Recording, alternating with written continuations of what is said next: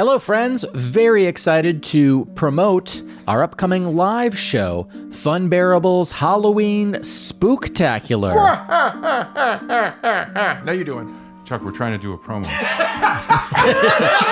Sorry, we're recording. I don't know if you noticed. We are going to be at Kismet Improv on Sunday, October 20th, doing a live episode of Funbearable. Halloween episode. It will be Halloween-centric. I was going to say, I do think, and we can kind of talk about this, I think it's going to sell out for sure. Yeah. The attendance in this room, the capacity is lower than every live show we've ever done. Yeah. So Lower than my body count is what I've heard. Yes. Yeah. Oh, yeah. Way so lower. this thing is Wow. going to sell out. So if you really want to see the show, you're going to want to grab tickets, funbearablepod.com to grab those tickets and come on out for October 20th. More information coming soon. Yeah, we'll have other information. What are you doing with your eyes? I'm indicating. Did anybody reach out to Kismet? What? I thought you were going to was- reach out to Kismet. Well, I thought you were doing that. I got a lot on my plate. Huh. I don't have a plate. I have a bowl full of stuff. Jelly, right? Yeah. It shakes around a lot when you're laughing. Wait, no, that's Christmas. See you at the show.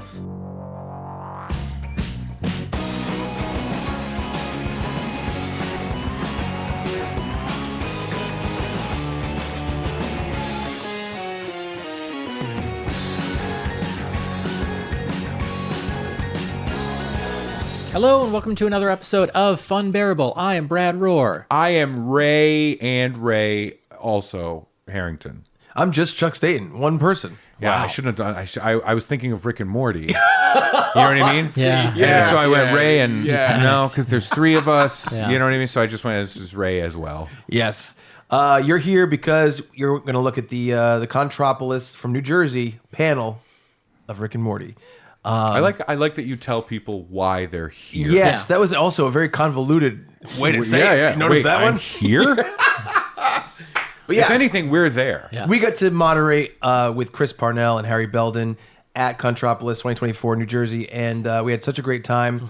So we're going to put that panel up today. Stick around afterwards to watch more of the podcast and behind-the-scenes stuff from our normal weekly episodes on Funbearable. If you like the show, please subscribe to the channel.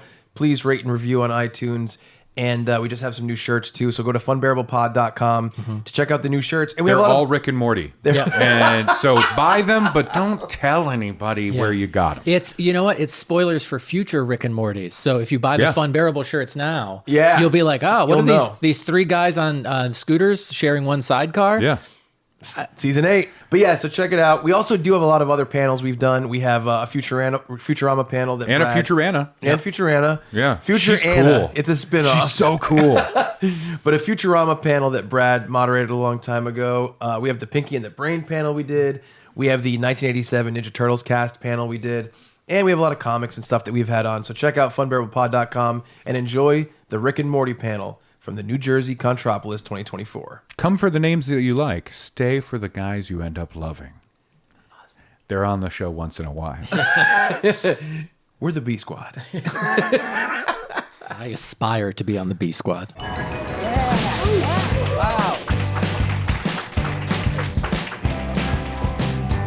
My name is Brad from the Funbearable podcast. This is Chuck, also from the Funbearable podcast. But How you doing? we respect that you're not here for us. You are here for Harry Belden and Chris Parnell. Please put your paws together. How you guys doing? Well, doing well, thanks. Yeah. Do you guys do a lot of cons?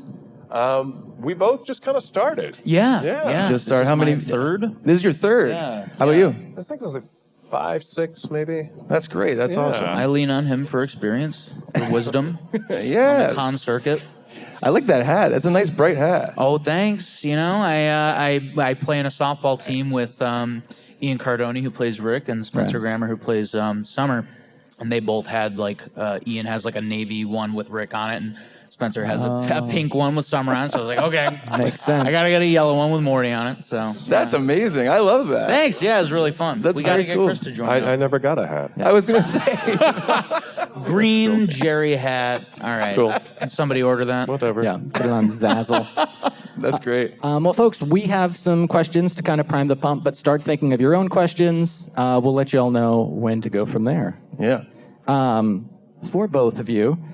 Chris, you had a chance to kind of shape the character of Jerry from the beginning. Harry, you had to step into some pretty big shoes. Can you guys talk about like the challenges and opportunities of these different paths to those characters? Well, for Jerry, it's all kind of there on the page, The show's so well written, and they spend so much time thinking about it, and then even going back and rewriting it sometimes, and then, it's happened in the past. We do, you'd record some takes, and then we go back in and record them again because maybe Dan Harmon has a different idea about how he wants them done. But no, I mean, Jerry has kind of developed through the way that they've written it. Yeah. And it's, I've had to go to some different places emotionally and that kind of thing. But that's what's, fun and exciting about it. Yeah, absolutely. Yeah. I mean, I think for me, kind of a different process. I mean, I absolutely agree with everything Chris said, because it's all there on the page. And I mean, these writers are just brilliant. I wake up jealous of them every day because they're so smart and they can like write this stuff. And every time you watch an episode, you're like, okay, where's this gonna? I see where this is gonna. Nope. It went in a completely different direction. Like the show is so clever and just always keeps you guessing. But with I had the privilege, I think, of like watching the show for 6 seasons, so I was able to come into this character, I don't know, with a different perspective. I got to see all the things he went through, and I got to let that inform my performance and my interpretation of the character, which was very cool. And then I don't know, here I am. Yeah, here you are, Contropolis, New Jersey. Wow, It's a caucus. Oh, yeah. Woo! Oh, yeah. New Hell yeah. Jersey. That's right. That's right. Yeah. No, it's interesting. We were talking about questions for this panel, and I'm like, oh, it's kind of fun because we get to see two really different perspectives, which is what you're talking about, where it's like the genesis of the show. You were there kind of building it from the ground up, and you came in, being like, all right, well, I'm going to kind of step into this huge world that's already established. Yeah. So Knocked it out of the park. Oh, thank you, Chris. Oh, I completely agree. Thank you. Oh, stop it. You too sweet. I love that. So, Chris, can you talk about, getting into the show? I don't know if you auditioned or if they were just like, this guy is amazing, we know it, let's bring him in. And for Harry, can you talk about your experience auditioning? Because I want to know kind of if you thought you had it out of the gate, or if you're like, I have a really good chance at this, or you thought this is a 1 in a million shot. I'll go first because he's got a much bigger answer than I do. I want to hear your answer. Me too. I don't know this. I mean, my answer's very short. I just got offered the part happily, Killer. a long, long time ago. Yeah. And thankfully they kept me on. So they knew you were part of their vision for the show. I guess so. Yeah. Yeah. That's really cool. Yeah. Now this guy had to work for it. I did. Yeah. I saw the news that they were going to be looking to recast the roles, and so I just sent an email to my agent, and I was like, hey, I do a decent Rick and Morty, if this comes to your office, send it to me and I'll send in an MP3. And I did that, and then they kept sending me requests, and I just kept sending them back, and then they were calling me back, and the whole time I was just like, okay, I was like, why are they calling me back for this? I didn't.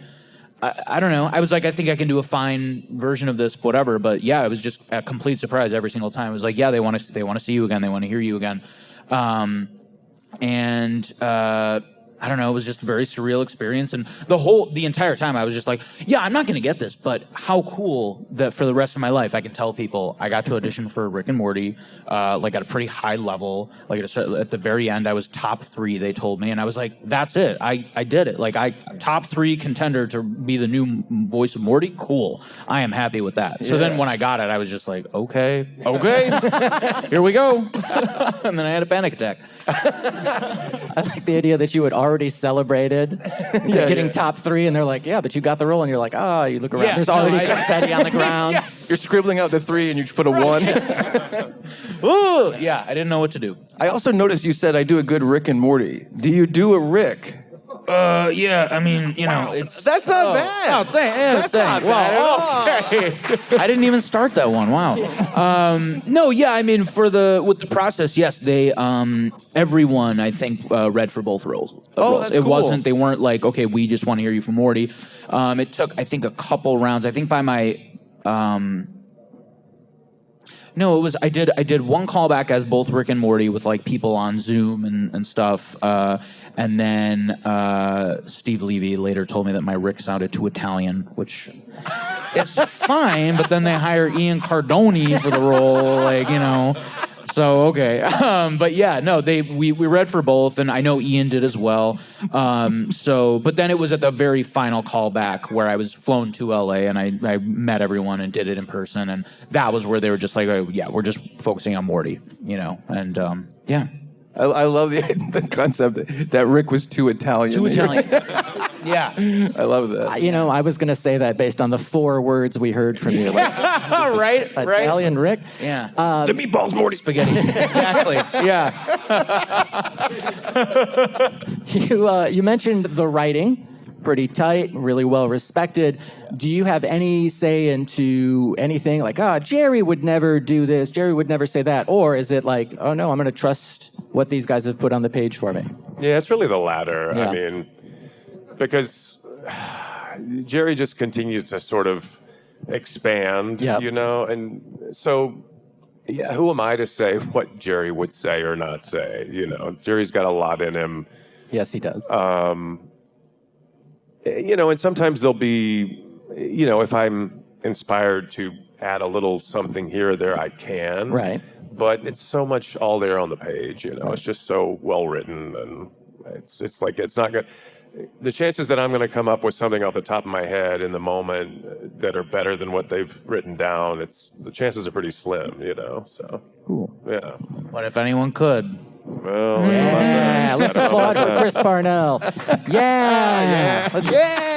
Oh, come on, y'all. That's it. Come on. You're getting it. Yeah, I completely agree with Chris. Yeah, I think that there are very small moments where, like, literally, I'll be like, yeah, I feel like maybe I can add like an before he says it. Like literally things like that small, But I never look at the script and go, no, Morty wouldn't say that. Like, and that's the cool part about this show is like literally anything can happen. So you can see, It sure can. I don't think there's much of a place of like, no, this character would never do that. Right. Because where's the fun in that? It's true. True. So, Harry, was it intimidated to come onto an established cast and a whole environment? And Chris, did you haze him? You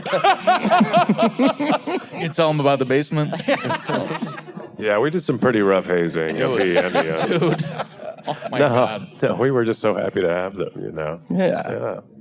Nice. Yeah, what was the first part of the question? Whether it was if you felt intimidated by about the such, hazing. it's this huge Yeah. thing. It's not even just the cast is already there, but this fan base is a mountain of it's monstrous. Yeah,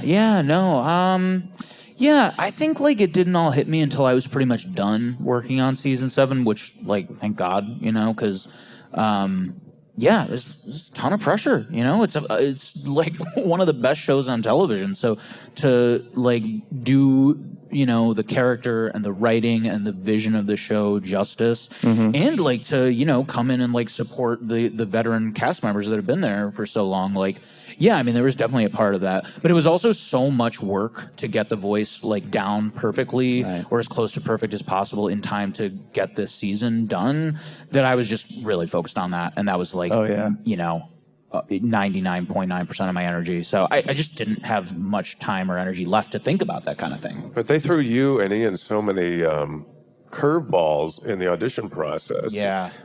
I don't know if you want to talk about some of the stuff they would have you do, like how would Morty do this and this kind of a thing? Yeah, Oh, yeah. cool. Yeah, that's no, great. yeah, they were very much like, and they told us, like, they were like, we're going to have you do stuff in this, final callback and stuff that, like, we normally would never do on the show because we just want to see your range. We want to see what you can handle. Like I said, anything can happen in the show. So we need to make sure whoever does these voices can handle that whole spectrum. So yeah, I mean, there was stuff like, just like, I don't know, Morty, instead of being like really timid and delivering a line or whatever, maybe have him deliver a line a lot more like authoritative and confident and borderline arrogant, or something like that, which came in handy because that's, kind of how evil Morty plays, which I did not know would be in that season. And I was like, cool, I get to play evil Morty. So yeah, I think they were just really interested in making sure that we were like embodying the characters instead of like just doing an impression. Yeah.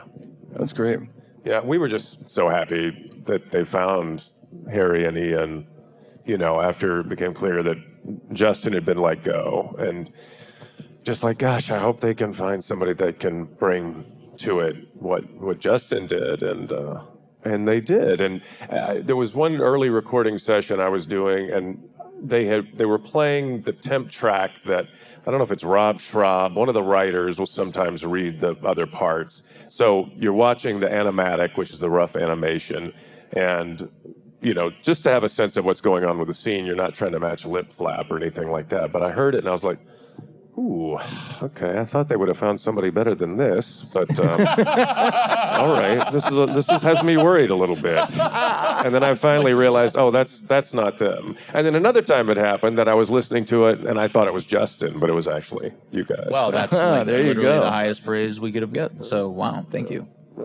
And I think I'm guessing it was a relief that they were like, we're not going to even announce who's doing the voices until the first episode. Oh my God, yes, absolutely, yeah. I mean, a little bit of like, I want to tell everybody, but also I was like, you know what? No, let me work in my cave and get this voice down, and then we can, I told my sister, who's right there, but yeah. Wow. Applause for us. Yeah, Applause for a I actually supportive did family. try to keep it a secret from you, but then Mom ruined it. Yeah, she Daisy came home to visit, and my mom knew about it, and Daisy was like, "So did we hear anything about that?" And my mom was like, and Daisy's like, "So he got it." Okay. And also, that's why you look so familiar to me. I'm like, why do I know her? So, yes. I actually, how many people in your personal life knew, and you were like, I'm not supposed to tell anyone. Obviously, you're going to tell a couple people. Definitely more than a couple. I mean, it was literally my immediate family and my fiance, of course, who was eavesdropping when I was on the Zoom call that they told me that I got it, and that was how I knew that it really happened, and I wasn't hearing things because literally I'm on the computer, and she was basically by that door, behind the door, and they told me. They were like, you got it. And then I was like, wait, what? And then I hear crying from the other room. She's bursting into tears. She's sobbing, and I was just like, oh, okay, so she heard that too. So that means I actually did get it. Okay. So yeah, I knew my immediate family, and then a couple of friends who only knew because I told them I was auditioning for it. Because I didn't think I was going to get it. Right. Yeah, of course. I was of course. yeah, I'm auditioning for Rick and Morty. How cool is that? End of story. And here's a bigger question: Does your fiance spy on you a lot? I mean, you know what? This was the first time I caught it. So how can I know? Okay, I have to assume yes. Okay. And she does work for TMZ, right? Yeah, yeah. She got promoted when I got this. Funnily enough, Wow. Broke the story. when the news broke. Yeah, Works out. that leak. I have one more question about that. I'm sorry to keep asking, but did you feel like, okay, I really want this to work out, but I don't want to get my hopes up? But what if it works out? But I don't want to get my hopes up, and kind of play that game where you're telling yourself, I'm not getting my hopes up, but secretly, you knew you were. Yeah, I mean, of course, I wanted it. I think any actor can relate to that feeling of you audition for something and of course you really want it, but just because you want it doesn't mean you're gonna get it. Doesn't mean you're the right fit for it. Because and- you're usually not. Yeah, exactly. Because Right. because they see,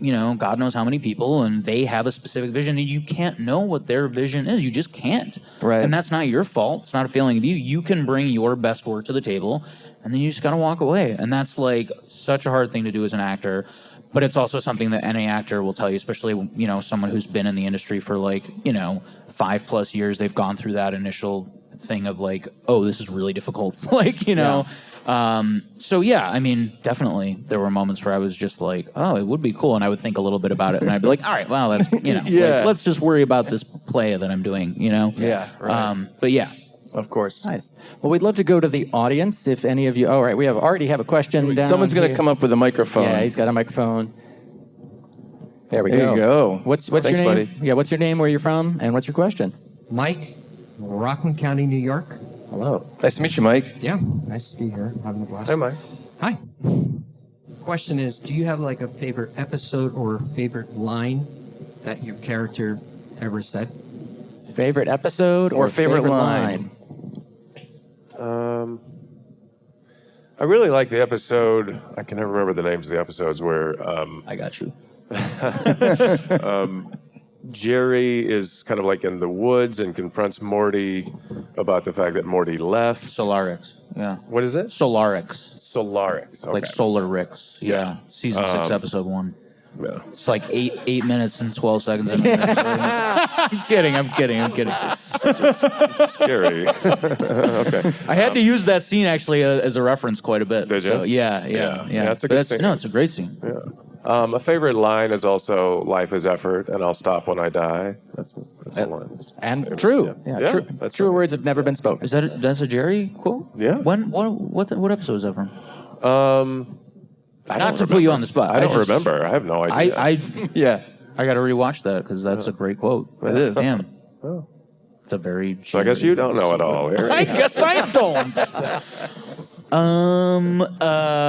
For me, my favorite episode is Fear No Mort, which is season 7, episode 10, the finale of the most recent season. Amazing episode.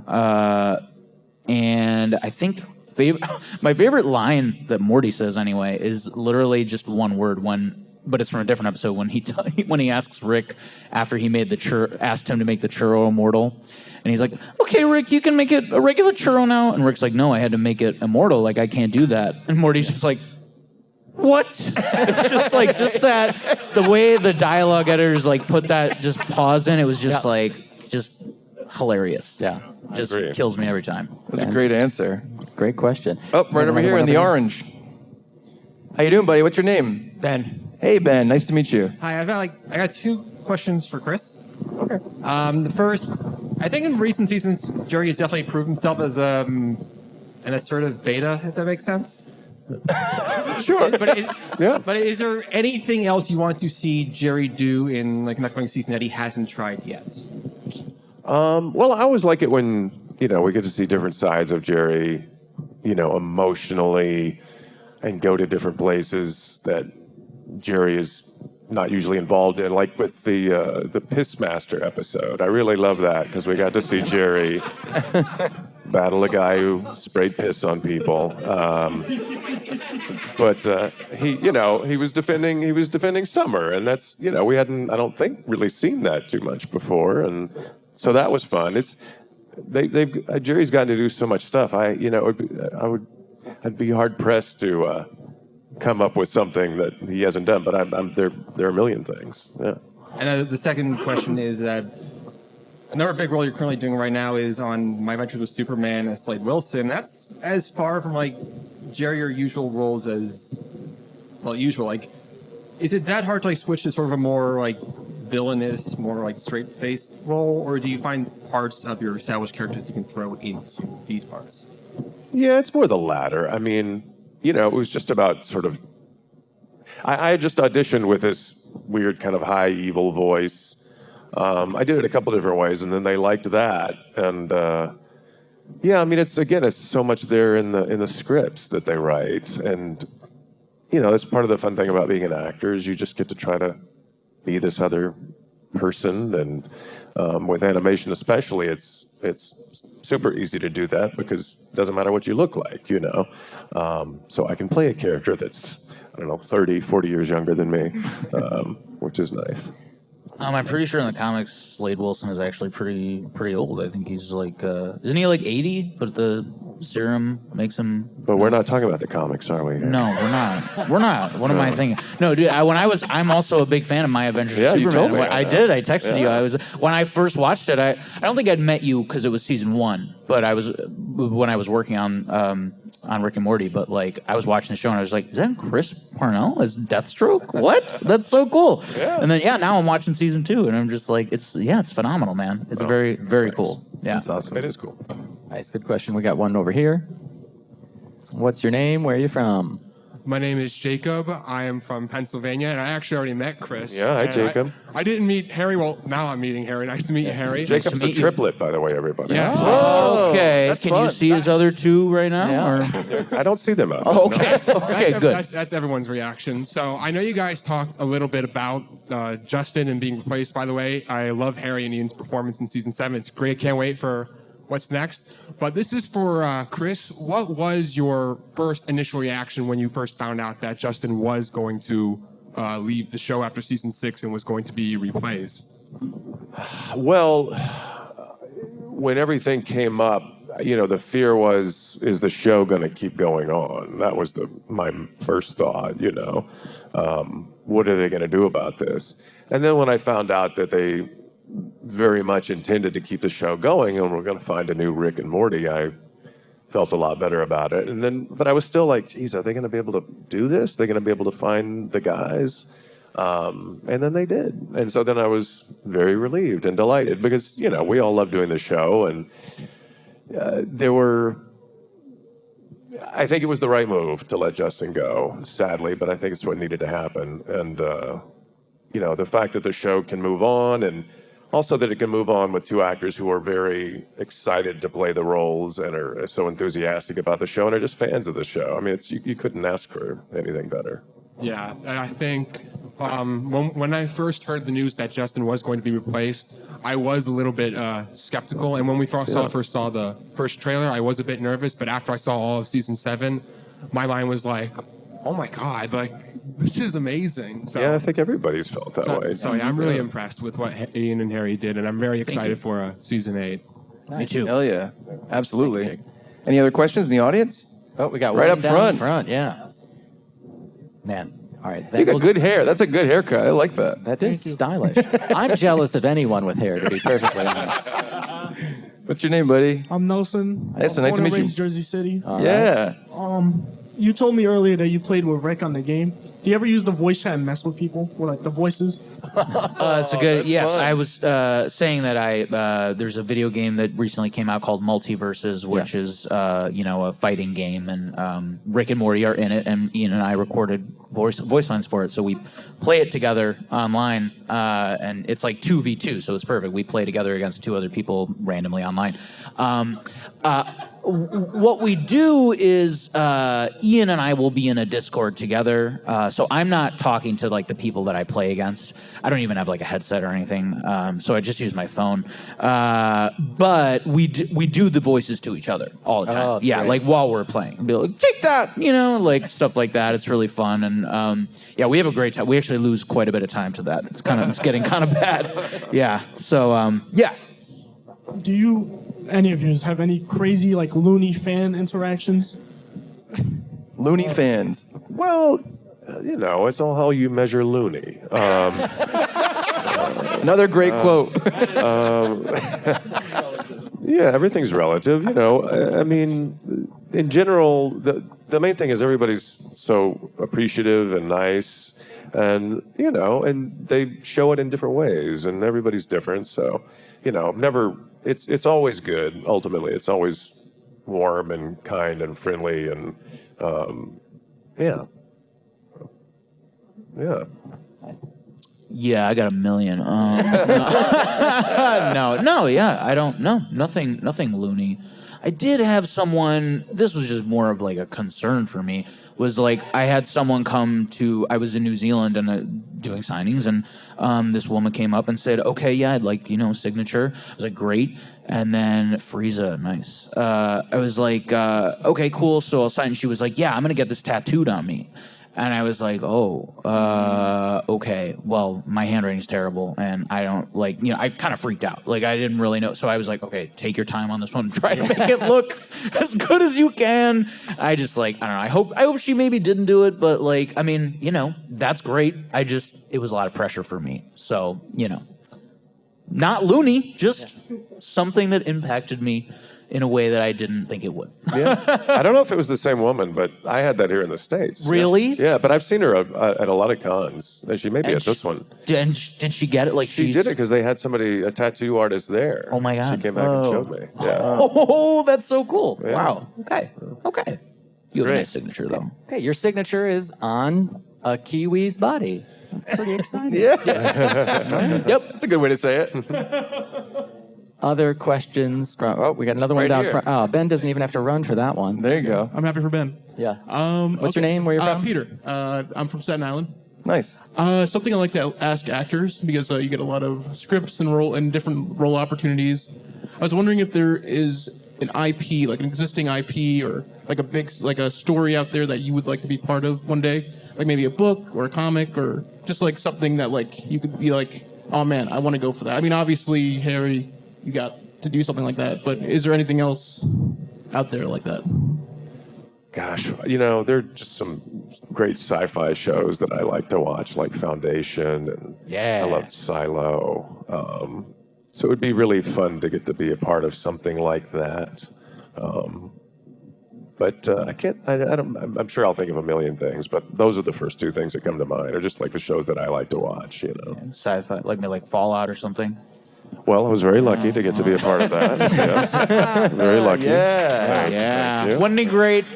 No, well, that was a treat. Yeah, I mean, I didn't know. You don't know when you do something what it's going to come out like, but I had a sense that this is a pretty big production. I think the production values are very high, clearly, and then when I finally got to see it, I was just like, wow, I feel lucky to be a part of such a cool show. Absolutely.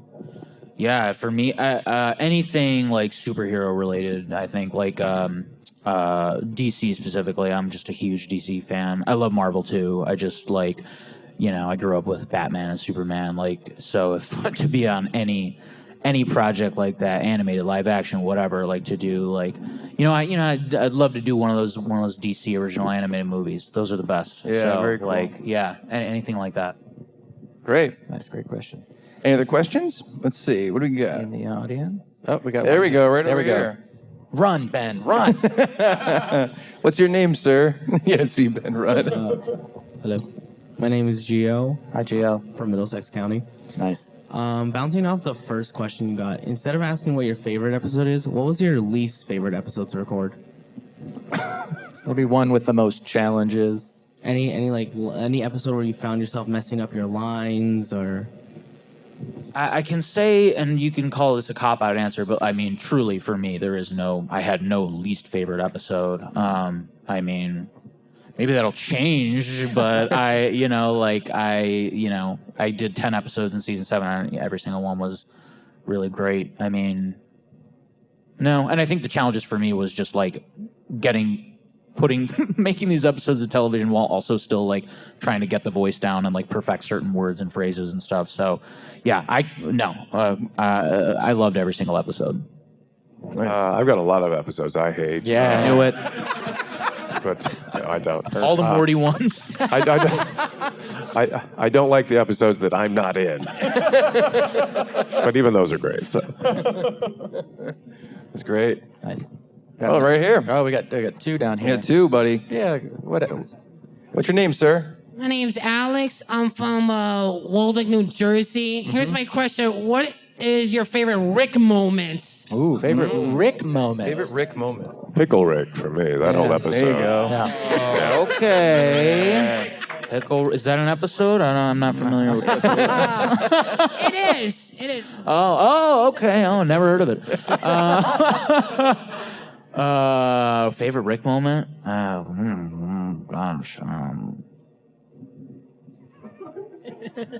I think we've all seen season 7, right? I'm not going to spoil anything for anybody. Yeah. Okay. All right. Well, I think Rick's realization after he fulfills his ultimate objective with Rick Prime. I think I love the way that it mirrors Morty in season 1. Like and just the silence and the music and like, yeah, like coming to that conclusion of like this thing that he thought he wanted, he got, and now what? And it's like, damn, okay. Just that episode, the ending of that specifically is like, it stays with you, and it's, I don't know, it's cool. There's a million. Come on, how can you pick a favorite? But that one is the first one that popped into my head. Two good answers. Thank you. Thank you. And then there was one just across the aisle there. What's your name? Hi, my name is AJ. I'm from Englewood Cliffs, New Jersey. Hey. How you doing? Hey, Chris. Hey, Eric. Hey, AJ. What's one scene that you would like to watch and go back and just like lose it? Like what scene do you find so funny to watch back or even like record as you were recording it, the lines? A scene to go back and watch like over and over again that you think is hilarious. Okay. Or maybe even a time in the booth where you couldn't even get it because it was so funny. Oh yeah, okay. Well, in the booth, the laughter's between the takes, if there's something there. But also just, I'm approaching Jerry seriously, even though I know he's can be ridiculous. But as being Jerry, I take him very seriously. So it's not often funny to Jerry, But in terms of what I laugh the hardest at, I'm trying to think of an episode. I mean, I don't know if I can think of one. I mean, they all make me laugh. Really do. Yeah. I'll buy you some time here. I got both from the Observer episode in the latest season, where I always laugh at the gun bit in that episode, where Rick just keeps giving Morty guns. Yes. And they're all, and you like think, and it's hilarious, and then the episode ends with that too. It's great. And that, I always laugh at that when I watch that episode. And I do watch that episode quite a bit. I think it's a great episode to show people who have never seen the show because you can kind of just jump right into it. And then in that same episode, we had a lot of fun in the booth recording it because in the scene where Morty gets punched and turns into a boat, and then he's on the ocean, we did a part where Morty like says something in the water and he's like, well, he's like taking in water, and like we couldn't really get it to sound right, so they literally had me like drink water in the booth and go like for like 10 minutes straight till I try to get like the perfect gargle and stuff. And I thought, and we were like, it took like half an hour to do because we were just laughing so much, like we couldn't get it done. And then it wasn't in the episode. Which like I saw it and I was like, yeah, that makes sense. But like it was just fun. Like I gargled water for like half an hour in our session, and it was like, well, they never had any intention of putting that. I was getting punked. That's part of the hazing. Exactly. That was I like the idea. Chris walks in to record afterwards. He's like, "Why is the floor all wet?" Pretty much, yeah. Release the waterboarding cut. That's yes. Not far off. Thank you very much. Any other questions? Anybody? Oh, there you go, over there. Ben. Ben, walk on top of the chairs next time. Hello. Hello, what's your name? My name's Brian. I'm from Amityville. Hi, Nice to Brian. meet you. I have a question. Who would either of you, stand in line to get an autograph from? Oh, that's good. That's a good one. Great question. Thank you. Come on. I hope they say Chuck and Brad. I don't need to now.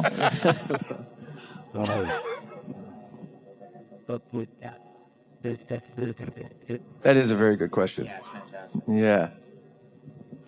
I mean, I considered doing it for William Shatner at one convention. Yeah. But it was a long line. Yeah.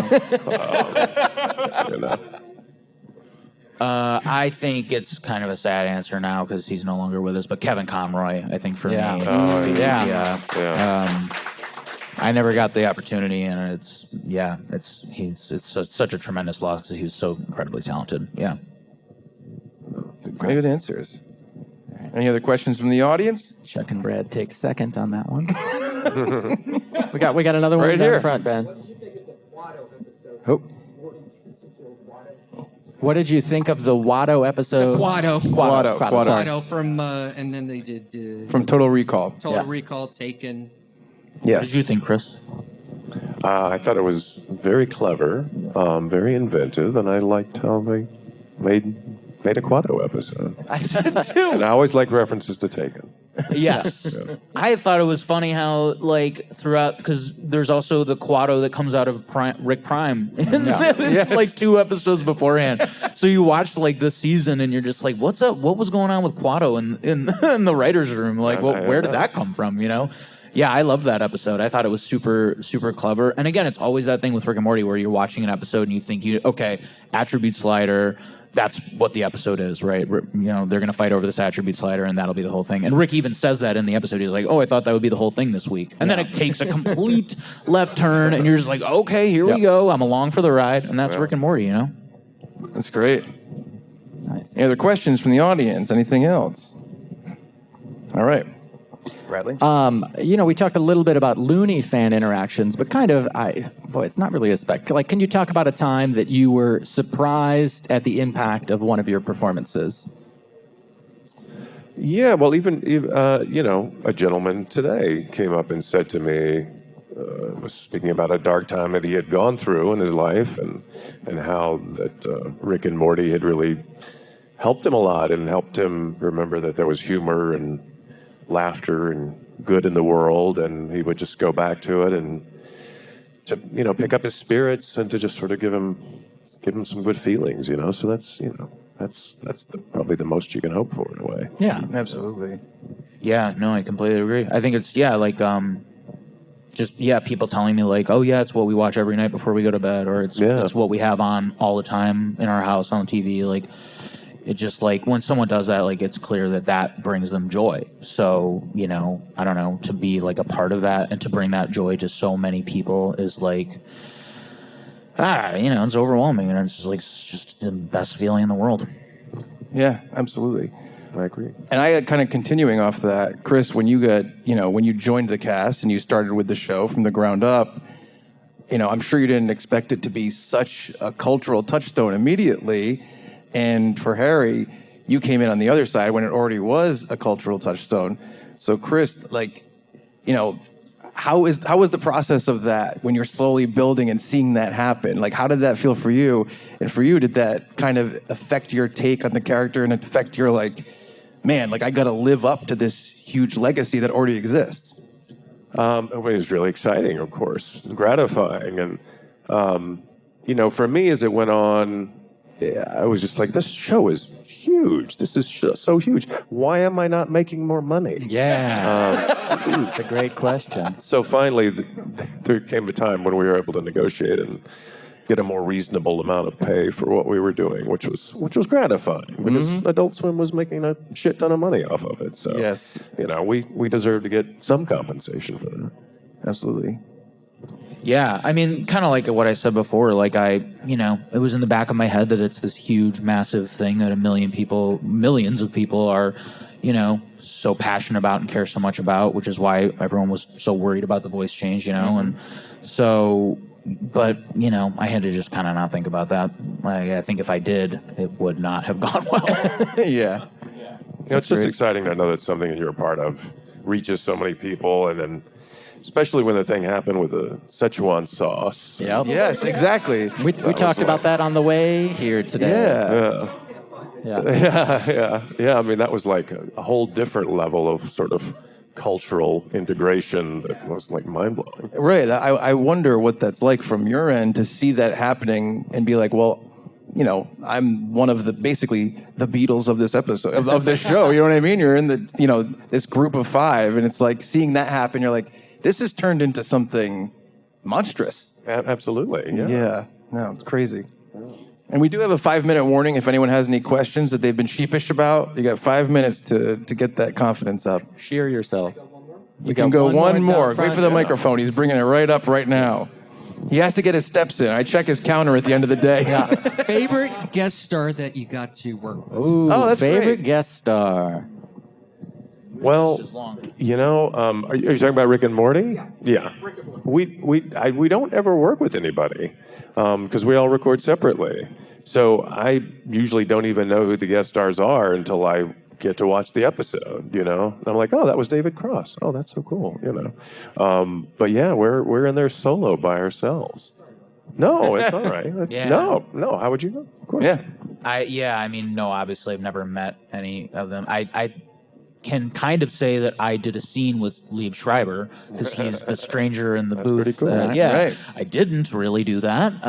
Morty did, but yeah, I mean, yeah, we're alone in a booth, so it is super cool to then be like, see it on TV and you're like, oh my god, or like in the booth sometimes they'll be like, hey, you know who's playing this guy? It's gonna be Liev Schreiber. He's gonna be that. And it's like, oh, okay, that's very, very cool. Yeah, so yeah, that's great.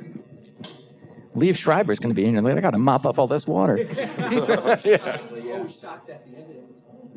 Yeah. Yes. Other questions? Oh, we got a hand Right down over here. Ben is really going to get his steps in. He's going to. Great sweatshirt. My name is Tiana. I'm from Westchester. Tiana. I was going to ask, other than yourselves, who's your favorite characters? Ooh. Who are your favorite characters on the show other than your own characters? I like Mr. Poopy Butthole a lot. Yeah. Mr. Meeseeks. Who's the girl that Morty likes? Jessica. Jessica. Yeah, Jessica. I like Jessica. She's great. Kari Wahlgren, who plays Jessica and so many other great parts in the show. She's always awesome to hear, Yeah. What was the question? Other character. Right. He's only in one episode, but I just love Crumbopulous Michael from season 2, I think, or season 1, early season. He's great. He just loves killing. Yeah. Yep. He's the best. Who doesn't? That's great. All right, so I think we have time for one more question. If anyone has one question that they wanted to ask, right over there. Here we go. All right. Go to it, Ben. Jay with the assist. Hello. There you go. Hello. Hello. Oh. What's your name? Jason. I'm from New Jersey. Hi, And Jason. my question, it might be hard for both of you guys. What would you want to see Rick and Morty do in future episodes? Like a scene or something they haven't done yet? What would you like to see Rick and Morty do in future episodes? Something that they haven't done yet. That is a tough one. I don't know that it would work, but I think it would be fun to see Jerry try to do some Shakespeare, maybe. I don't know how well that would go over, but He'd start the first 2 lines and then have no idea where to go. yeah, probably he wouldn't remember the material. Yeah. That would be hilarious. I don't know. I think the beauty is anything can happen. So I don't know. Maybe Rick and Jerry already switched bodies, so probably wouldn't happen with Rick and Morty. But maybe Morty is forced into a more Rick position, and Rick. I mean, I guess they kind of do that when Morty leads the adventure in that one episode. But maybe just Rick really just, I don't know. No, they kind of did that. I don't know. It's hard, man. I'm not the writers. I don't know. I just want to watch the show, man. Nice. That's great. Well, we are out of time. Thank you all so much. Yeah, thanks, y'all. Thank you all for coming. Thanks. Yeah, thank you very much. One more time for Chris Parnell, Harry Belden. y'all. Yeah. Thanks for coming. Stop by their booth. Thank you for coming. Yeah. Thanks. That was it. That was a A lot of fun. Yeah, it was. I don't like that you went. That was it. I know. He always does stuff like that. He always does stuff that makes it sound like that's something it. sucks. Yeah, it sounded like you had a question mark there. That was it. That was it. That was it? They That was just, it. Wait, hold on. They just talk. They just sit and they talk. It's like there was sitting, there was talking, and he doesn't even look like the guy. I thought they were going to do some drawing, and they did zero drawing. Zero draw. No, that was really, really fun. Yeah. We've been moderating panels for a long time, Brad and I, and whenever, the guest list comes up and they talk to us and they're like, are you interested in anything? Yeah. When I saw it was Chris Parnell, Rick and Morty panel, I was like, holy shit. I really didn't think we were going to get it because we know where we're at in the pecking order. We try to, sometimes we're, we never get what we want all the time. We get outpecked. But this was our number one choice. Yeah. And I couldn't believe we got it. I was very much looking You guys for... are always looking for the cutting edge, though. Is what you said. Yes. Which is you want to do a panel for the reunion of the stars of the film Cutting Edge. Yes. Do you know the film Cutting Edge? Toe pick, yeah. Yes, I was sitting here genuinely while you were saying nice things about yourselves, trying to remember the movie title Cutting Edge. toe pick. Yep. Yeah. But yeah, so we got it, and we were really happy. And I got to say, like, very excited to meet Harry Belden. Son of Mr. Belden. Yeah. Oh, different spelling, but yes. Yeah. Well, you should have been able to tell. I know. The whole thing started when he came out and he was like, "Hey, what is going on?" I here? wondered why Chuck called timeout and everyone froze. But I was like, of course Chuck would be Zach. He thinks he's Zach. I know that I'm not Zach. You're telling me I wouldn't be banging Lisa? Are you kidding me? Lisa? What? Lisa Turtle. Zach didn't. Screech was after Lisa Turtle. Zach never banged her? No. I think they kissed in one episode. one time yeah. because That's in what- that that's what show, means banging for a show. in that Zach show was after Kelly Kapowski. yeah. And for a time, the rough gal with Dory. the leather jacket. Yep. Ooh. And sometimes they would air episodes, like repeats out of order. And then in one episode, he's pining for Kelly. And in another episode, he's with the gal with the leather jacket. What was her That name sounds again? exactly Tori. like me. Yeah, it's true. Pining for one. Tori. That's right, Tori. That sounds exactly like me. If anything, you're No. Yes. No. You're Screech with a sex addiction. That's what you are. Oh, so you would real build that life. robot, but you would fuck that robot. I guess I'm Mr. Belding Yeah. because I'm certainly not Zach or If Slater. there was a like Jeff Goldblum The Fly situation, Yeah. where Belding and Screech hilariously got in the teleporter tube together, Yeah. what comes out the other end is legally a Brad. Yeah, okay. I think that so. makes sense. I'll say this, and I think it's going to be upsetting to everyone here. Yeah. I haven't really watched Saved by the Bell. Get out of here. I haven't. Okay, that's I fine. never watched it. I watched the heck out of Saved by the Bell. I loved it. I even watched it when it was Good Morning Miss Bliss. Two shows I missed were Fresh Prince of Bel-Air and Saved by the Bell. Well, I know why Anything you that has didn't watch Bell in it. Fresh Prince. I know. of Yeah, Bel-Air. I know why you didn't watch Fresh Prince. Because I don't like the Shredder, and that's his dad is the voice Yes. of Shredder. Well, I thought it was because that's his uncle. You creep. You creep. I thought it was because you always said. You always said Carlton is clearly the cool one. Yeah, and you don't believe it. Yeah, exactly. So Harry Belden, nice guy. Well, I was going to say Harry Belden, nice guy. I was. Don't pivot. Don't pivot away from what we were doing. Let's make the post Rick and Morty panel all about Saved by the Bell. Really fuck with them, and then you guys will do a Saved by the Bell panel, and we'll make that about Rick and Morty. Yeah. Yes. Right. No, I was very intimidated about sharing the stage with Chris Parnell. Sure. I really was. Did you feel that? No. Really? No. Parnell's a treat. He's always, whenever he shows up on something, I'm always happy. You know what I mean? Yeah. Parnell is one of those. Not like that Belden guy. Well, it's weird. A lot of people, you know how you hear, like, I think there's a lot of talk about Kenan Thompson and about how he elevates even the straight man roles. Mm-hmm. And I think Parnell has also always done that as well. Like when he's the focal point as the funny person, he's amazing. Yeah. And then when he is the straight man or the person who's kind of supposed to be sane in the room, he's also amazing. Yeah. Whatever he's in, whether it's Anchorman, 30 Rock, Rick and Morty, it's like he never misses. So to me, he's one of those such a solid guy that He missed once though. What was that? When the role he had on General Hospital.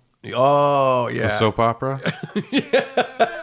Look, I like Chris Parnell. Hey Chris, I'm a fan. I like you a lot. I think you're wonderful. I think Dr. Spaceman is comedy gold. Yeah, I love the character you portray in Rick and Morty. I think that's lovely as well. I think you're just generally a nice guy, but I think you sucked in General Hospital, and I think more people need to be honest about that. I'm not familiar with his work on General He Hospital. was not on. He was General not. Hospital. That's a joke. That's probably That why. was That's probably why. Brad. You've been hoisted by your own petard. I'm fighting what I suspect is Terrorists. Brainworms,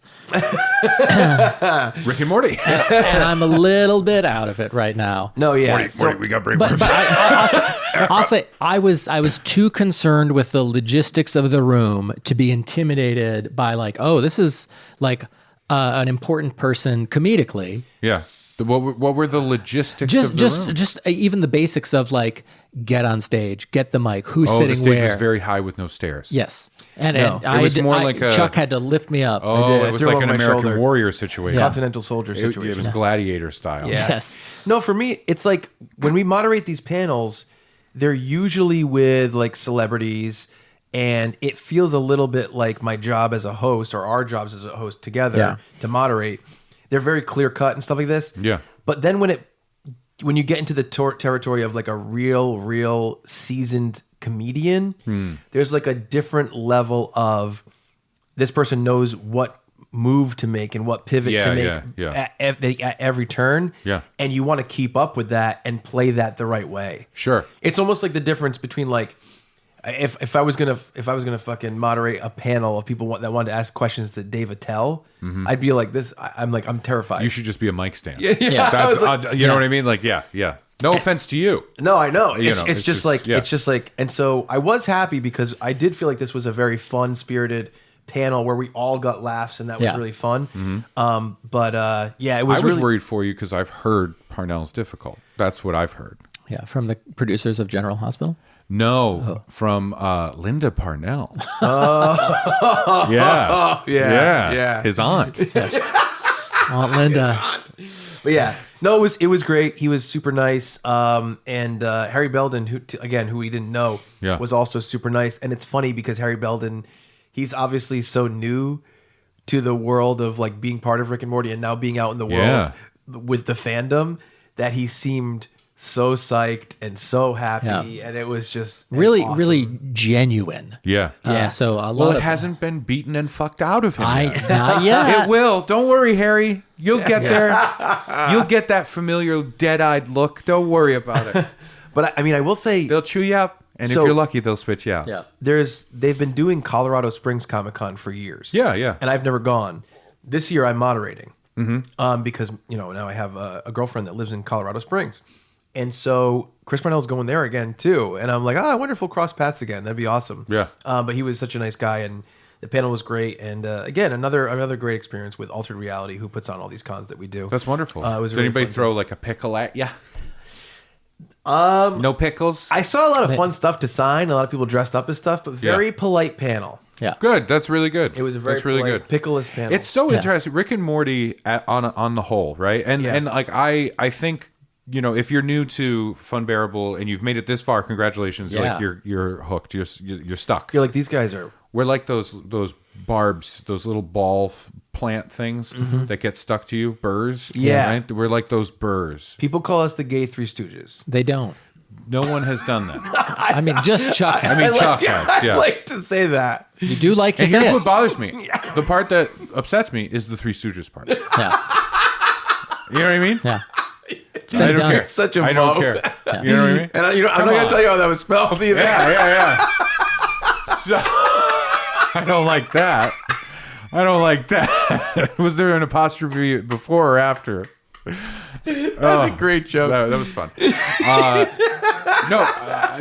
what I was going to say is I think anybody that has watched like the post panel chats that we do, I think it's kind of I honestly I don't want to just simply glad hand the things, right? And I think we do a good job. I think we're honest about stuff. Yeah. Most of the time. Yeah. Most of the time. Yeah. There was that one panel you guys did, and off mic you said you hated them like deeply to your core. And then as soon as we started recording, you're like, they were the funniest, coolest, most genuine person. Right. And I could tell you were lying. Yeah. Yeah.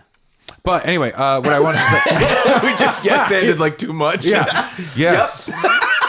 Yep. Yeah. I was trying to think of a way to turn it back on Ray, and I couldn't get there. Brainworms. It's okay. It's all right. No, what I will say is Rick and Morty is so interesting because, like, the thing, the object, the noun of Rick and Morty. Yeah. In the zeitgeist. Oh God, what are we doing? Zeitgeist. The issue is that it is extremely funny. I love the show. I love it. I've watched every episode. My wife and I watch it together. She loves the show. Yeah. It's so fun. I love the swings that they take. I love it speaks to a thing in me from like when I was a young kid watching like Red Dwarf, right? Yeah. I gave you those books to read. It's sci-fi comedy, a lot of it dealing with like time travel and things like that. I'm a sucker for that. Give me more. Yes, please. Thank you. But I think it is so funny that the show got to such a height that it is now also a thing that is like Pickle Rick socks. You know what I mean? Like it's an interesting thing. Yeah. And there's what I think comes with that is different versions of fandom. Does that make sense? Yes. Like you can get a very hot topic-y, like, here's Pickle Rick. It's Pickle Rick. Yeah. Because he's a pickle. Well, I'll tell you, I'll tell you a really funny thing that I feel like this about. So one of my best friends, Brad's one of my best friends too, is Lou Perella and his wife Laura Perella, super close friends with us. And Laura, there's so many things that she doesn't like South Park and Family Guy, and I'm really surprised because I know her sense of humor. She's really funny. She's really smart and clever. I'm like, you don't like South Park and Family Guy? And we eventually boiled it down to the fact that when she was like in late high school, because she's a few years younger than us, not that much younger. Sure. She had a boyfriend. And Ew. And he would do all these fucking impressions. Oh, yeah. All the time. Yeah. And so that's her introduction to this thing, South Park and Family Guy. So she's like, oh, this voice and this, respect my authority, blah, blah. And that's what she thinks of as the thing. So she's like, fuck that. I get that. Yeah. There is a... And I'm like, you ruined... That person ruined the thing for her. Yeah, there is a type that exists that like most of their communication is just quoting comedy. Yes. That was I was at a Halloween party in 2005.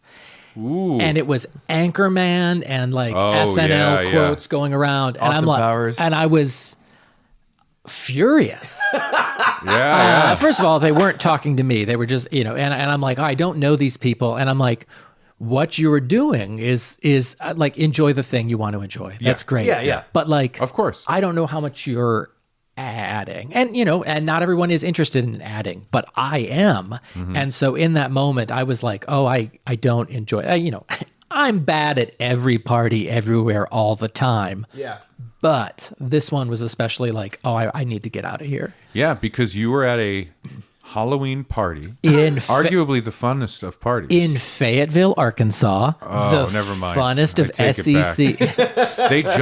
They just made dancing legal 2 years ago. So this party was just you everybody definitely- standing. Well, Brad was there as a chaperone. He was there. He was there as dance police. He was like, what are you doing? And they're like, I'm shuffling. I'm shuffling. Oh God, the dance cops are here. The dance cops are here. Your costume options were nun, priest, reverend. I thought those would be making light of those. No. I thought your costume options were anyone from The Wizard of Oz. Yes. Black and white time only. If you're a woman, you can. If you're a woman, you can only be Dorothy. Yes. Right? Because a witch is satanic. No hanging dwarves. No.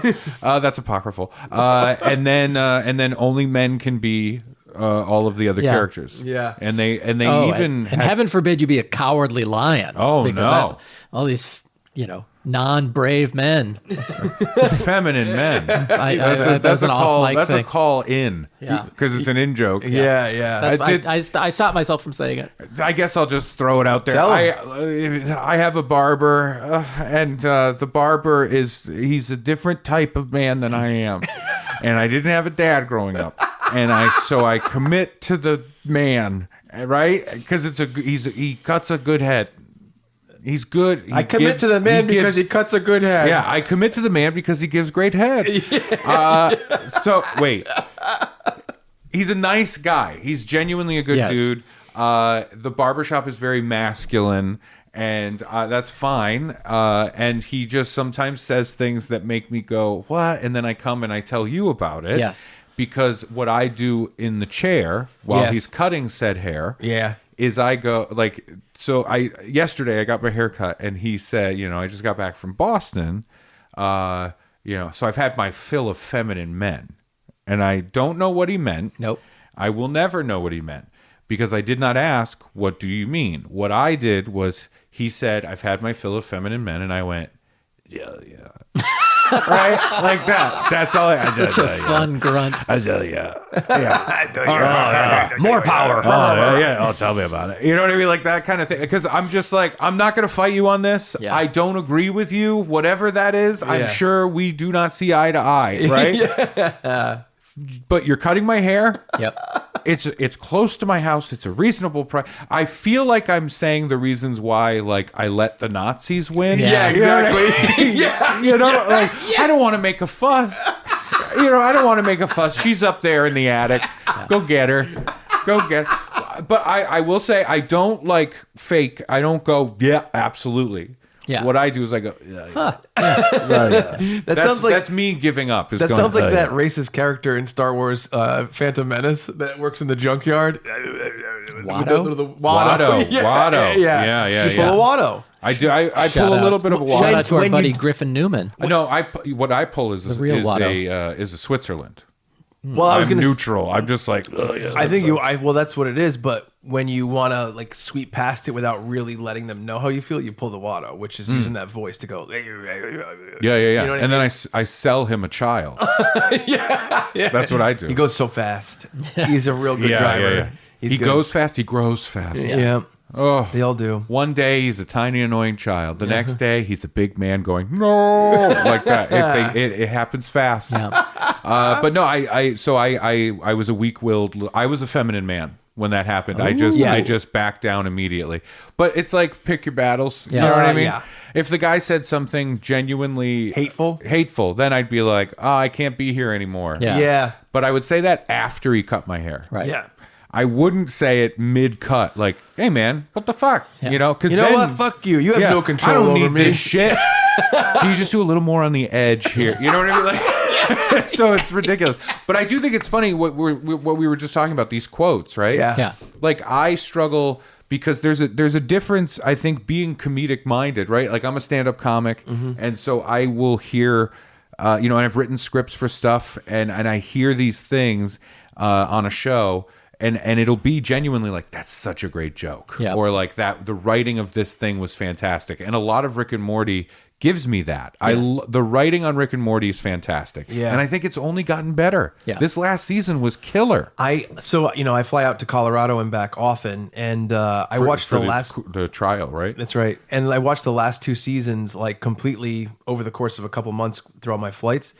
Oh no, were you on the plane? Were you the guy on the plane where it's dead quiet and you just hear, ha ha, Pickle Rick? Yes. He's a pickle now. Morty. No, so I oh god. No, but like I love Rick and Morty to the point where after the first couple seasons came out and all the commentaries were out, I actually like found a website of all the commentaries and I listened to them as podcasts because I find them fascinating. I think that one of the things that people don't talk about with Rick and Morty is that, the internet has kind of sped up people's attention spans. Yeah.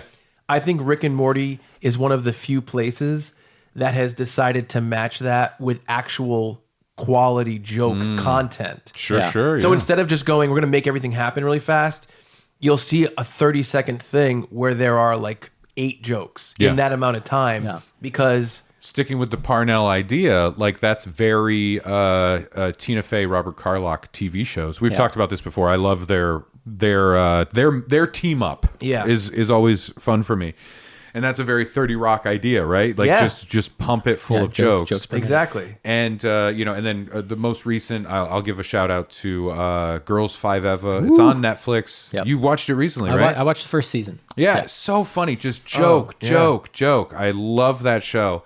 One of my favorite jokes of like the year is in the new season where one of the characters is trying to describe, this woman's trying to describe how attracted she is to this guy that she's had like a crush on forever, right?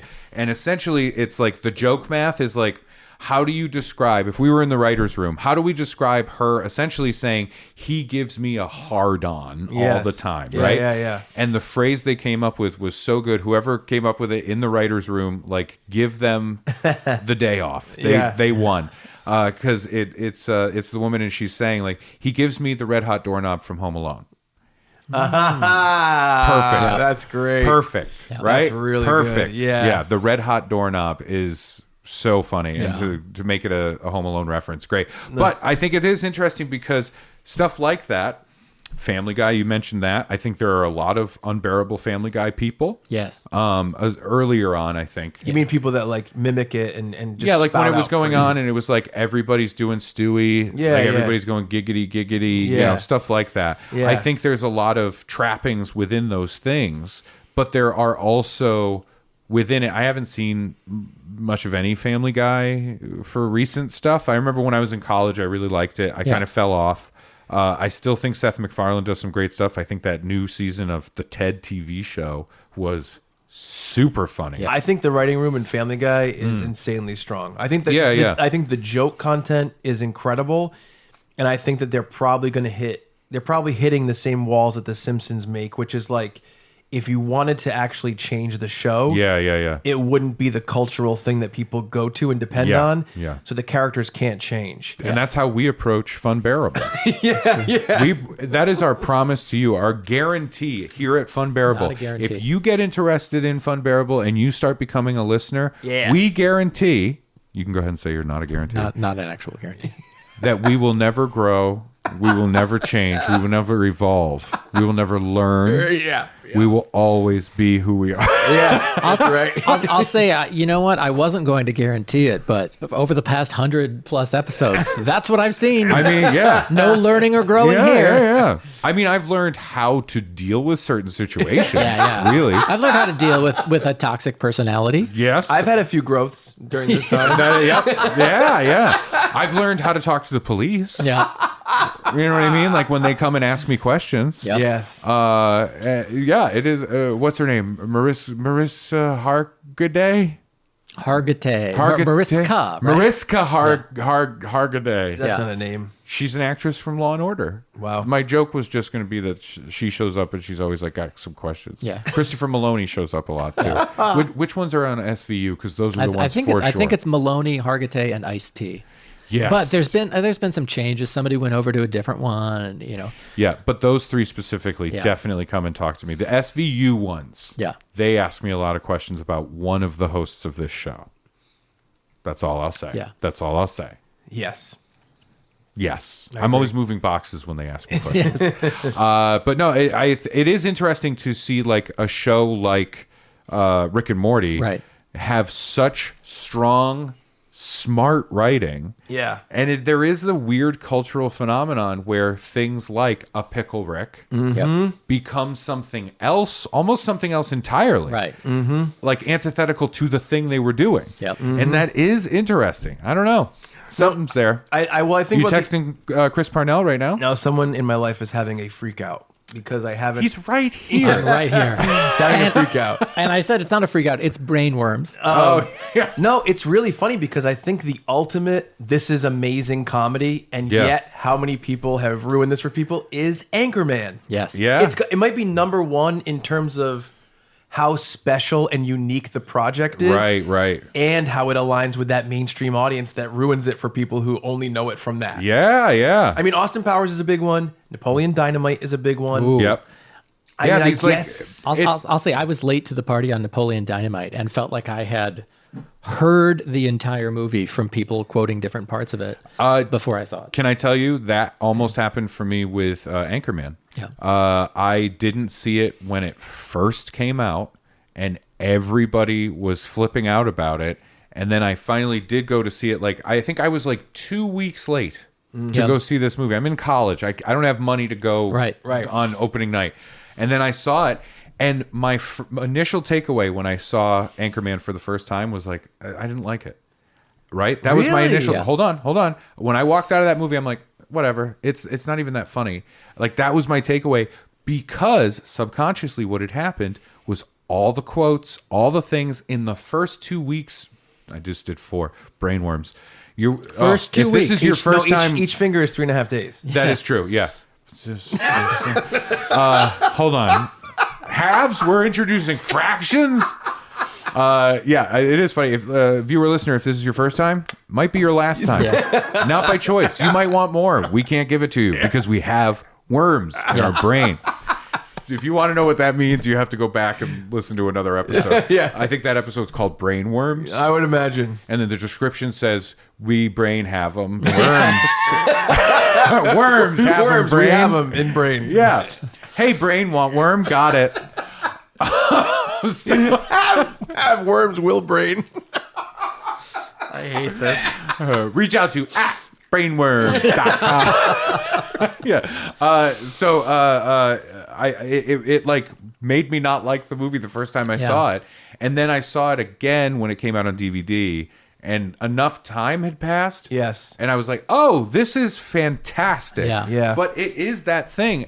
Maybe the issue, the thing we're describing, the common link here is extremely popular. Yeah. Of course it is. So is the question then, when a comedy thing gets popular enough, does it then bring in people who have, let's be honest, let's be little snobs about this. Let's be little comedy snobs, right? Yeah, I'll do it. Sorry, you both have glasses. I don't, and mimic putting my glasses up. That's a horrible thing. I'm sorry. That was a stereotype, and I apologize. I thought you were putting your nose in the air like a snob. Me too. Oh. I think we're doing a pig I was nose. putting my nose in the air like I just don't care. Oh, okay. Yeah.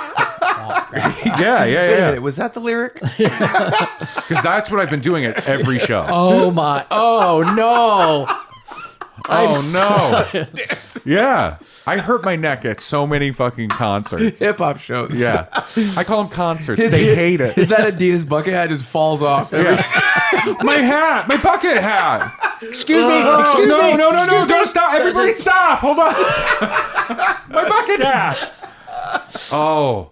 And then my barber was there. He's like, these feminine men. These feminine men with their bucket hats. Maybe that's why he hates it. Yeah. Too many bucket hats. Could be. Okay. It's time to bring back the bucket hat. I think so. Absolutely. The late 90s had it too good. The early 2000s had it too good. Do you know why it's called that? The bucket hat? Yeah. Because it's shaped like it's just one big It round. doubles as a bucket. There you go.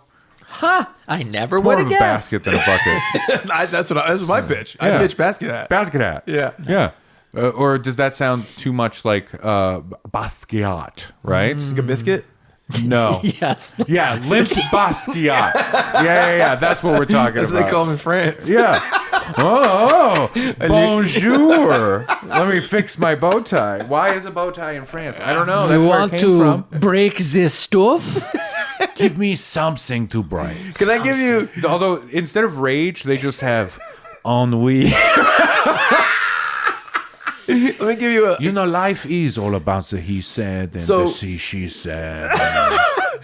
So the other day, Brad and I were at Comedy Connection, where we are recording right now in the basement. Before you Yeah. shift, I just wanted yeah, to sorry. give that last little, because I had set it up. Let me Yes. just throw out the last thing here.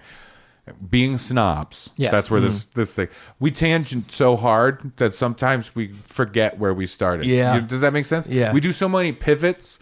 I think we break the space-time barrier. I It's still the have a- inception of tangents. I still have a Yeah. joke from last week's episode that I'm trying to figure out how to work out. Ooh, that's fun. Come on. I Bring up think Goldilocks. if we're gonna be snobs about comedy, Yeah. I do think it gets to a point where something gets so popular that people that really just don't have any business, enjoying that thing. Yeah.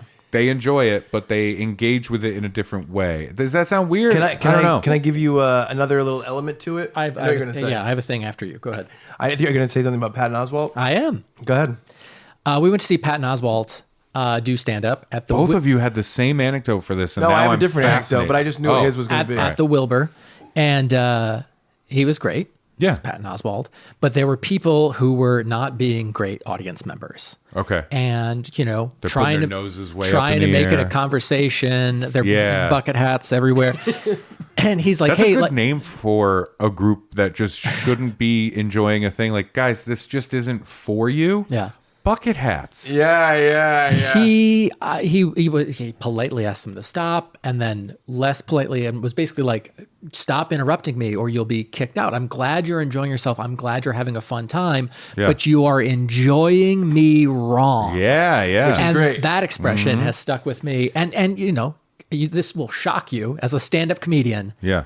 They did not learn, and they were asked to leave. Yeah. And when they were asked to leave, they were like looking for applause, like they were part of the show. It was uncomfortable to watch. Oh yeah. I mean, some of the most annoying audience members I've had to deal with in my career have come up to me after the show and said, essentially, I was just trying to help out. Yep. I know. You know?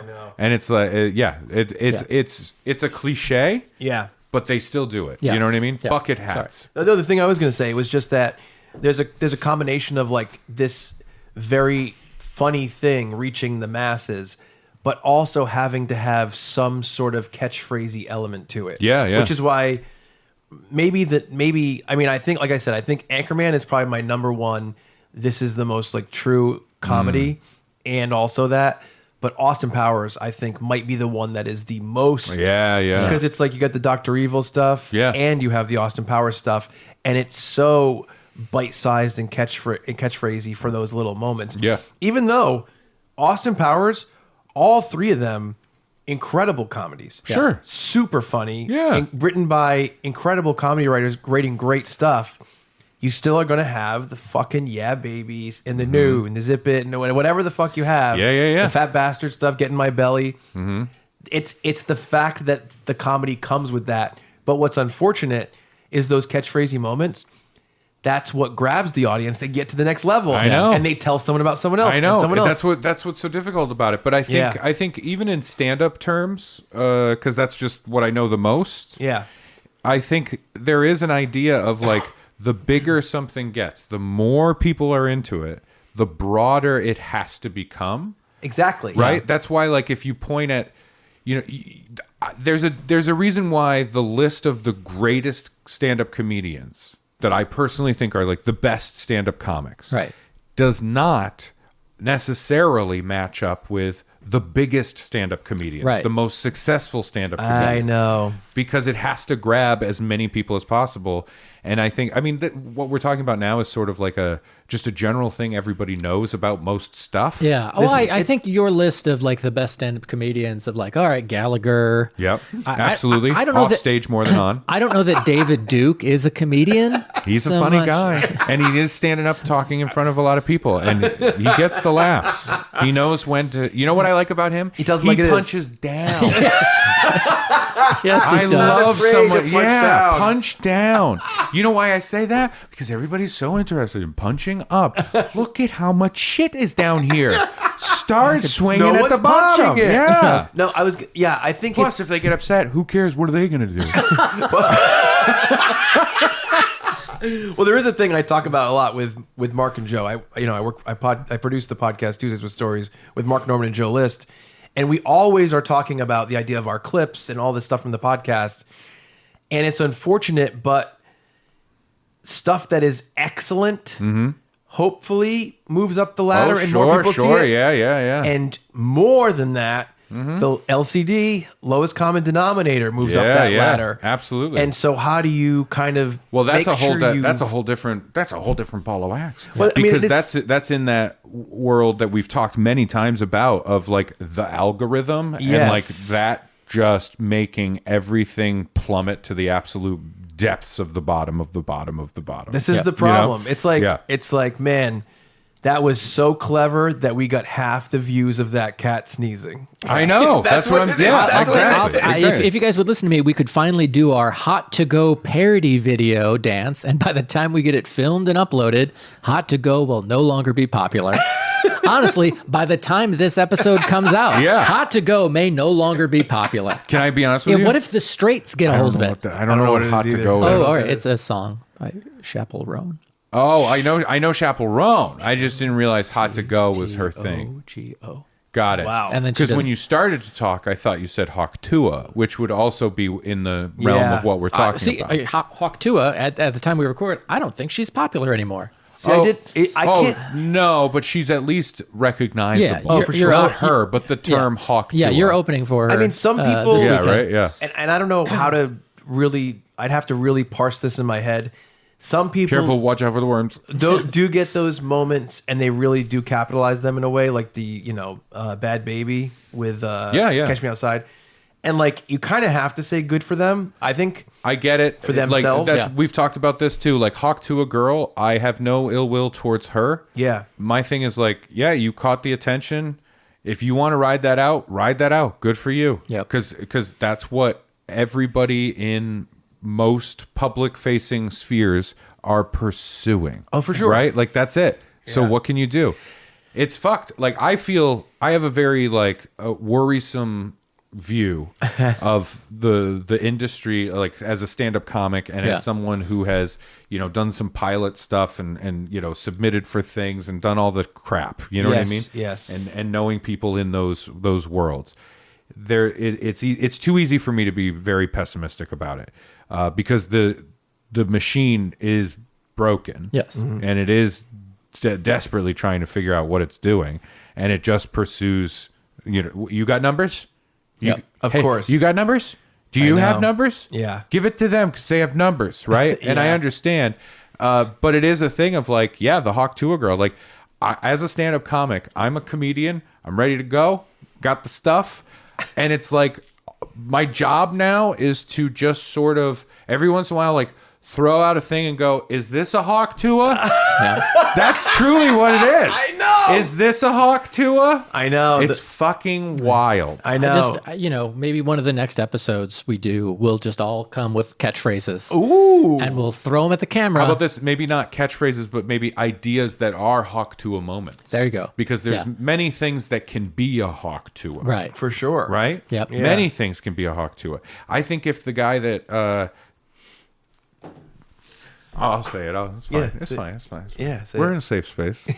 Whatever. And if this comes out, it was AI that made this, and I didn't do it.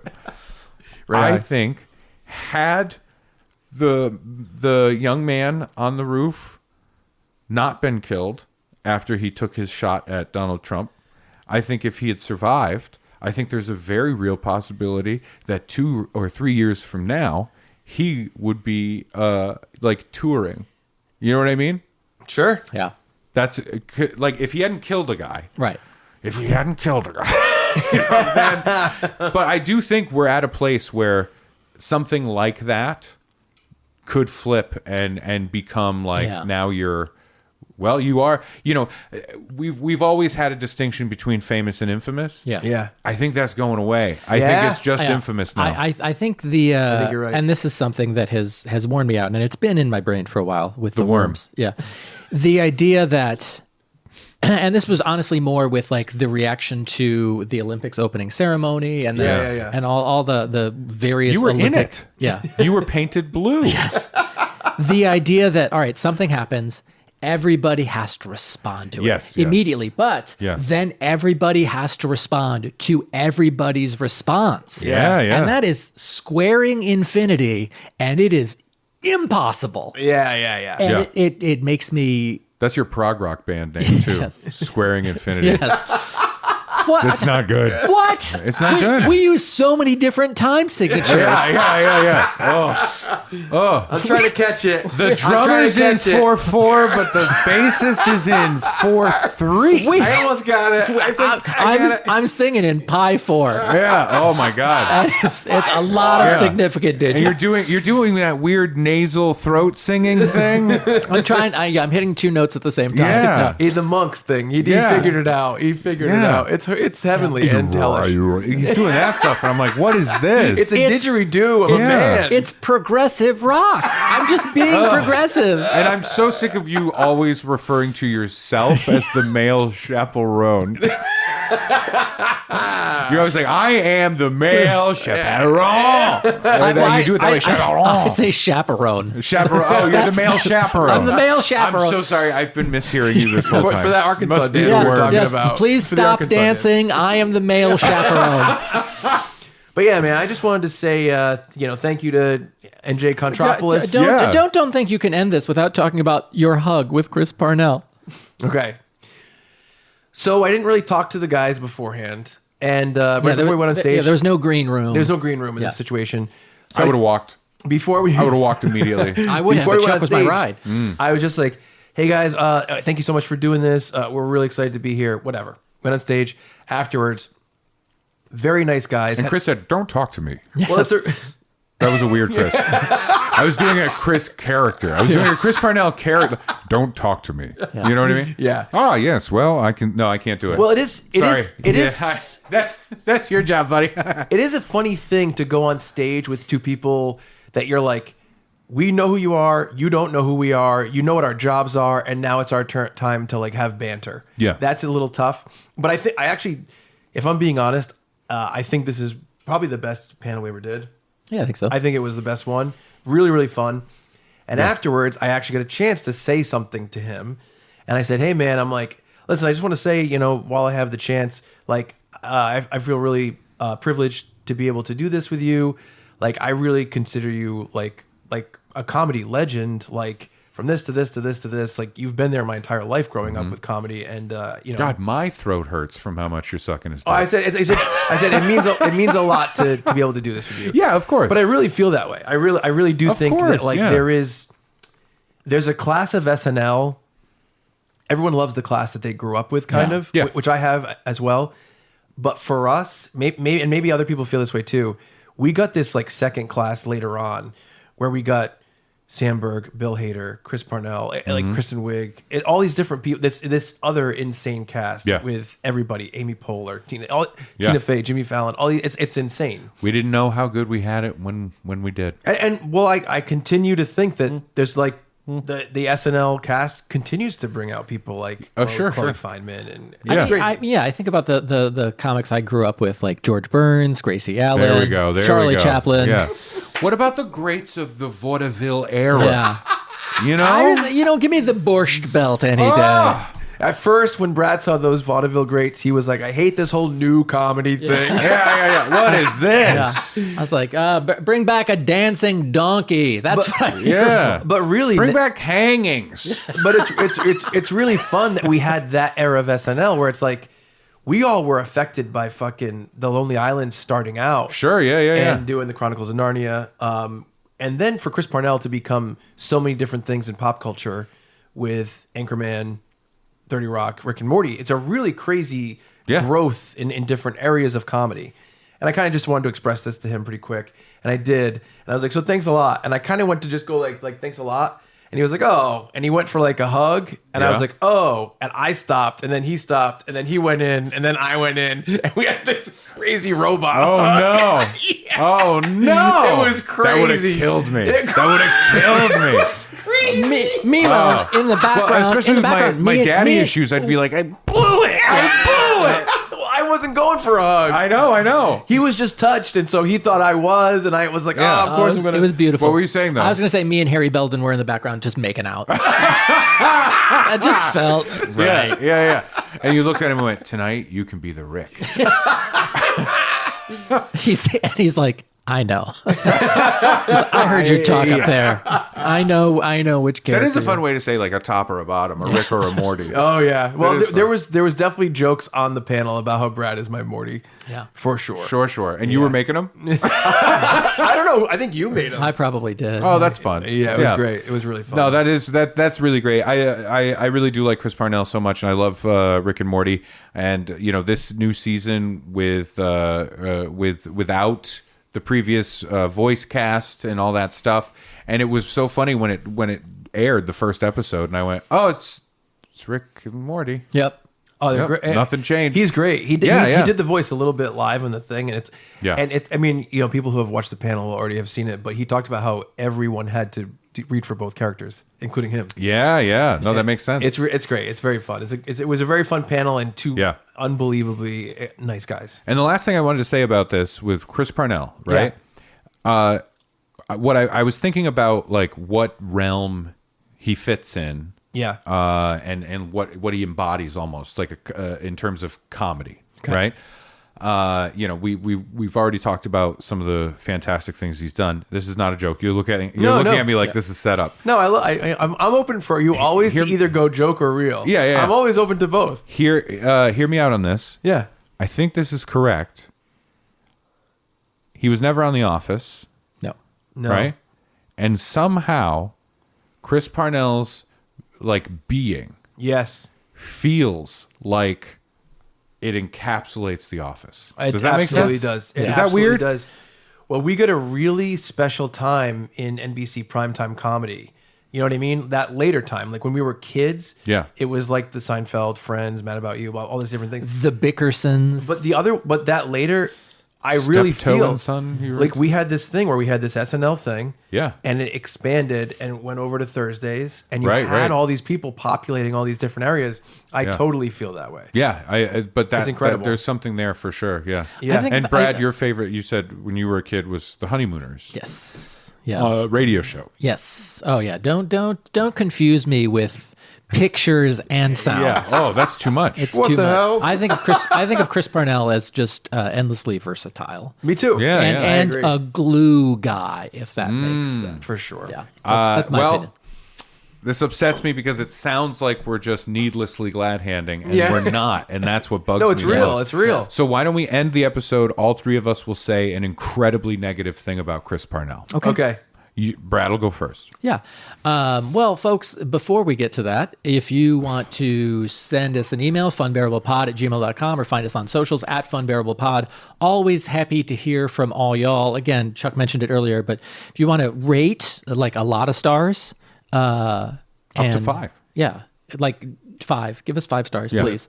And that would be great. We'd really appreciate it. Spread the word. Funbearable.